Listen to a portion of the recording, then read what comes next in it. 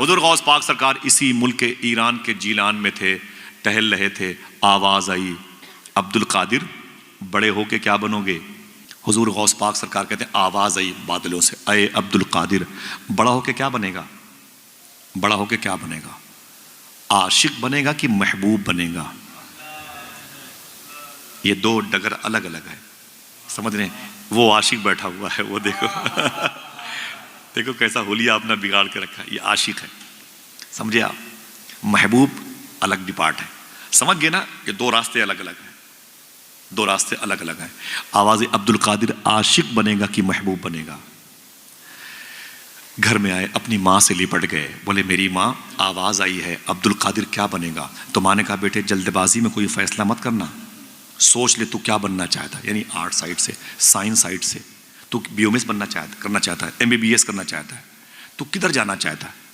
ہاں تو قاری بننا چاہتا ہے، حافظ بننا چاہتا ہے، عالم بننا چاہتا ہے کہ مفتی بننا چاہتا ہے، ایڈوکیٹ بننا چاہتا ہے کہ جج، کیا بننا چاہتا ہے؟ وہ فیصلہ کر لے، اسی حساب سے تو فارم بھرے گا، کالم بھرے گا، تب تیری تعلیم اسی حساب سے ہوگی۔ کہتے میری ماں میں کیا کروں؟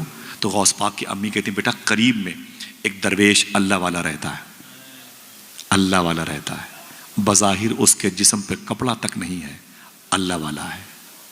شاعر نے کیا کہا؟ عشق انسان کو قلندر بو علی کرتا ہے، عشق پاگل نہیں پاگل کو ولی کرتا ہے۔ میں نے کہا میرے بیٹے عبد القادر وہاں ایک درویش رہتا ہے، جا کے اس سے ملو، اس سے پوچھو کہ میں کیا بنوں۔ غوث پاک گئے، سلام کیا، بولے او درویش، او بندے خدا، او ولی اللہ، اللہ کے دوست۔ فرمایا کیا بات ہے شیخ عبد القادر؟ غوث پاک فرماتے میں عاشق بنوں کہ محبوب بنوں؟ اس نے کہا آج جائیے، کل آئیے گا تو جواب مل جائے گا۔ غوث پاک کی رات رونے میں گزری، کل میری مستقبل کی تقدیر کا فیصلہ ہے، میں عاشق بنوں کہ محبوب بنوں۔ صبح ہوئی، جلدی اٹھے، اپنی ماں سے اجازت لی، اسی درویش کے پاس آئے، وہ وہاں نہیں تھا۔ فرمایا کدھر گیا بھائی؟ وہ یہاں پر درویش تھا، وہ کدھر گیا؟ لوگوں نے معلوم کیا کہا؟ بولے وہ تو رات میں مر گیا۔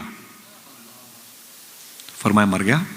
ہاں اس کا انتقال ہو گیا، وہ مر گیا۔ بولے پھر کہاں دفن کیا؟ معلوم کیا کہا لوگوں نے؟ ہمیں اس کے مذہب کے بارے میں علم نہیں تھا۔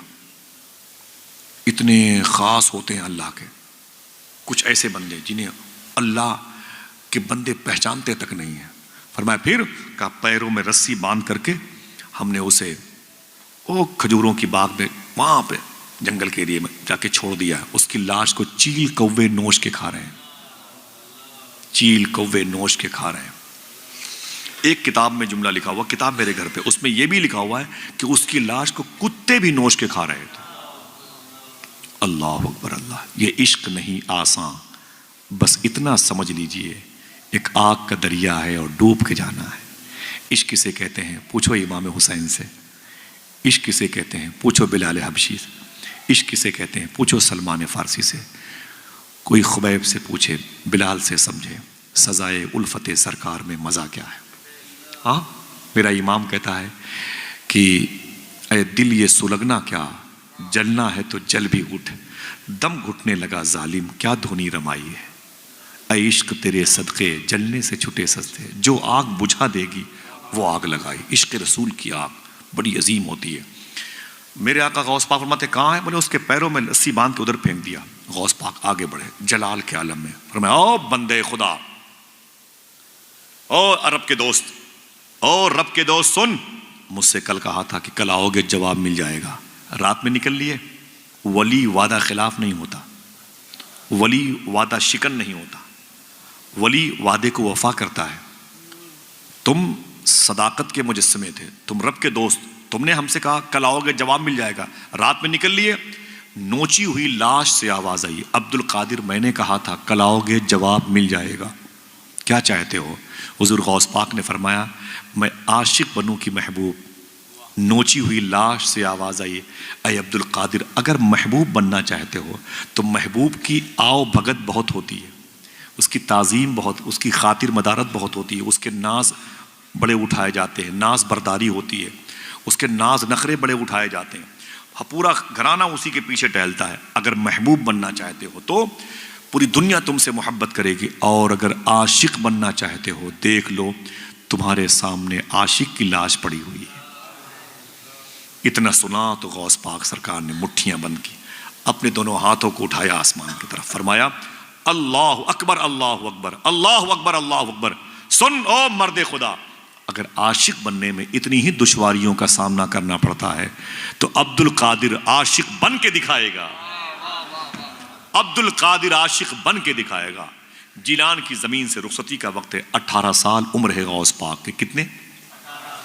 اپنی ماں کے گھر کے آنگن کے 60 سال کی عمر میں پیدا ہونے والے سب سے مبارک بہار کا نام عبد القادر، 18 سال کی عمر ہے غوث پاک کی۔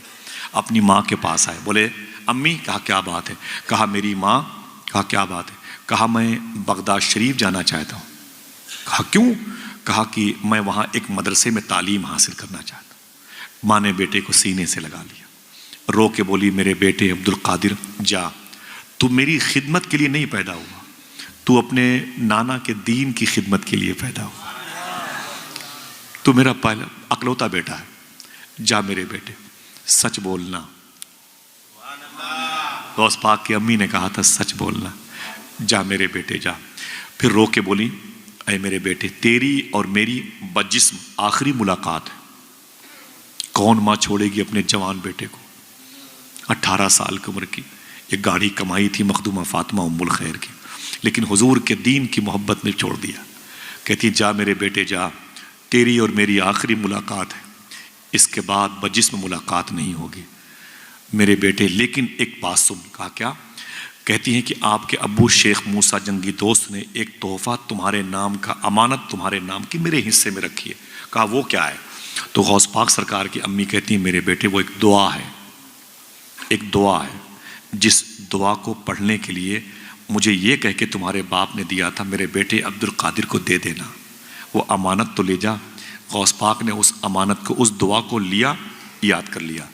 90 سال کی عمر ہوئی غوث پاک کی تو اپنے بیٹے سے کہنے لگے اے میرے بیٹے، بغداد شریف میں بڑھاپے کی وجہ سے میں نے سارے وظیفے پڑھنا بند کر دیے، لیکن وہ وظیفہ میں نے کبھی بند نہیں کیا جو مجھے میری ماں نے بتائے تھے۔ پھر ایک جملہ خوشخبری کے طور پر فرماتے ہیں حضور غوث پاک سرکار فرماتے ہیں سنو میرے بیٹو، میرا ولایت کی دنیا میں جو پرموشن ہوا ہے اسی وظیفے کی بنیاد پر ہوا ہے۔ یہ وظیفہ مجھے شبیر بھائی، عرفان بھائی، جس نے مجھے دیا تھا، 25,000 لوگوں نے اس کے ہاتھ پر اسلام قبول کیا ہے۔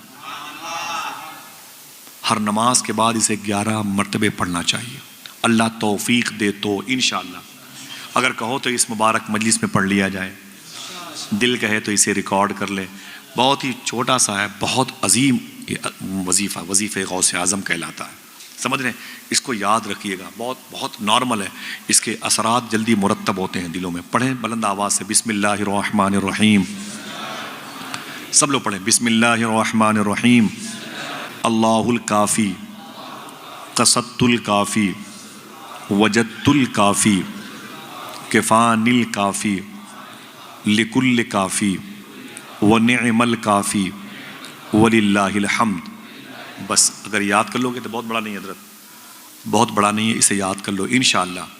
کچھ ایسے بھی لوگ ہیں جنہیں میں نے بتایا نا، ان لوگوں نے پڑھا تو ان کو خوابوں میں غوث پاک کی زیارت ہوئی، بہت مبارک عمل ہے یہ، پڑھا کریں انشاءاللہ، دل سے بولیں انشاءاللہ، یاد کر لیجئے گا انشاءاللہ۔ حضور غوث پاک سرکار نے اپنی ماں کا بتایا وظیفہ، اپنی ماں کے قدم کو چوما، نکل گئے، ماں گھر میں رہ گئی، بیٹا بغداد آ گیا۔ کیا کہا تھا شاعر نے؟ وہ پہلا والا شعر، رونے میں یہ خطرہ ہے تالاب ندی ہو جاتے ہیں، ہنسنا بھی آسان نہیں ہے لب زخمی ہو جاتے ہیں۔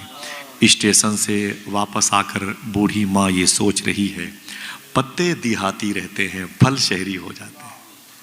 غوث پاک کی امی اپنے گھر میں رک گئی، غوث پاک بغداد شریف آئے، پہلے جیلان سے نکلے، ایک شہر کا نام ہے جنجان، جیلان سے جنجان آئے، جنجان سے ہمدان آئے، ہمدان کی زمین کیچڑ زدہ زمین، وہاں پانی بہت تھا، کیچڑ بہت تھا، ہمدان آئے، ہمدان ہی کی زمین پر احمد بدوی نام کے چوروں کے سردار، جو 60 ڈاکوؤں کے سردار تھے، غوث پاک نے سچ بول کر کے اس کو توبہ کرنے کی توفیق دلوائی۔ پھر ہمدان سے نکلے آگے بغداد، بغداد میں ایک محلے کا نام تھا باب العزج، باب العزج محلے میں ایک مدرسے کا نام تھا نظامیہ، اس مدرسے کے فاؤنڈر کا نام تھا شیخ ابو سعید مخزومی، اسی مدرسے میں غوث پاک نے 7 سال تعلیم حاصل کی۔ کتنی؟ تھک گئے؟ ہاتھوں کو اٹھا کے بولے یا غوث اعظم، بولو بولو بولے یا غوث اعظم، لبیک یا غوث اعظم۔ ماں بہنیں بیٹھی ہوئی ہیں، اس شہر کی کئی مبارک میری ماں کی عمروں کی خاتون بغداد شریف گئی تھی حضرت۔ اب کی میرے دوست بات کر رہے تھے، اب کی ایک خاتون گئی تھی جو بغداد شریف سے غوث پاک کے روضے کو دیکھا تو نکلنے کو تیار نہیں تھی، 4 دن تک وہ نکلی نہیں غوث پاک کی بارگاہ سے۔ کاظمین میں ٹھہرایا گیا تو ان کے ٹور والے گجرات کی تھی، قریب کی، تو ٹور والے نے کہا کہ اماں چلو چلو، آپ نے کھانا نہیں کھایا 2-3 دن سے۔ بولے نہیں جاؤں گے، میں یہیں مرنا چاہتی ہوں، مجھے نہیں معلوم تھا کہ غوث پاک کا روضہ اتنا پیارا ہے۔ بوڑھی عورت میں سب بھول گئی، اپنے بیٹے بہو بیٹیوں کو سب بھول گئی۔ تو ٹور والے نے کہا کہ اماں چلو کربلا چلنا ہے۔ بولے کیا کرنے؟ بولے وہاں کیا؟ بولے حسین کا دربار ہے۔ بولے حسین کو میں نے غوث پاک کے روضے پہ دیکھ لیا ہے، علی کو بھی دیکھ لیا ہے، سارے بغداد کے بزرگ، میں کہیں نہیں جاؤں گی، میں نے سب کو یہیں دیکھ لیا ہے۔ اللہ اکبر، ایسے عاشق ہوتے حضور غوث پاک کی بارگاہ۔ سمجھے آپ؟ دعا کرو اللہ سب کو حاضری کی توفیق عطا فرمائے، آمین آمین آمین۔ میرے آقا حضور غوث پاک نے 7 سال تعلیم حاصل کی، 18 سال کی عمر میں آئے تھے، 18 7 25 کتنی؟ بولو، تھک گئے؟ بولو بولو، 25 سال عمر ہوئی غوث پاک کی۔ کیا بچپن میں وعدہ کیا تھا اپنے ہاتھوں کو اٹھا کے؟ عبد القادر عاشق بن کے دکھائے گا۔ ابھی تک تھیوری حاصل کی، کتابوں کا علم حاصل کیا، اب حضور غوث پاک نے اس بچپن میں کیے ہوئے وعدے کو وفا کرنے نکلے ہیں۔ اب عاشق بننا ہے، کھال کھچتی ہے کٹتی ہے گردن، عشق کرنا تماشا نہیں ہے۔ سمجھ رہے نا؟ عشق کرنا تماشا نہیں ہے، یہ عشق نہیں آسان، بس اتنا سمجھ لیجئے ایک آگ کا دریا ہے اور ڈوب جانا نہیں ہے، ڈوب کے جانا ہے۔ ڈوب تو سب جاتے ہیں، ایک سے ایک لفنگے ڈوب جاتے ہیں، لیکن ڈوب کے کراس کرنا ہے۔ ایک آگ کا دریا ہے۔ ایک صاحب نے کہا میرے مولا میں عاشق بننا چاہتا ہوں۔ کہا اوپر دیکھ۔ دیکھا تو خون کی لکیریں نظر آئیں زمین سے لے کے آسمان تک۔ بولے میرے مولا یہ لکیریں کیسی ہیں خون کی؟ رب نے فرمایا کہ میری راہ میں آنے والے میرے دوستوں کے خون ہیں، گزرے گا ان پلوں سے، ان وادیوں سے گزرے گا، چیخ پڑا میں نہیں گزر سکتا جب تک تیری توفیق نہ ہو جائے۔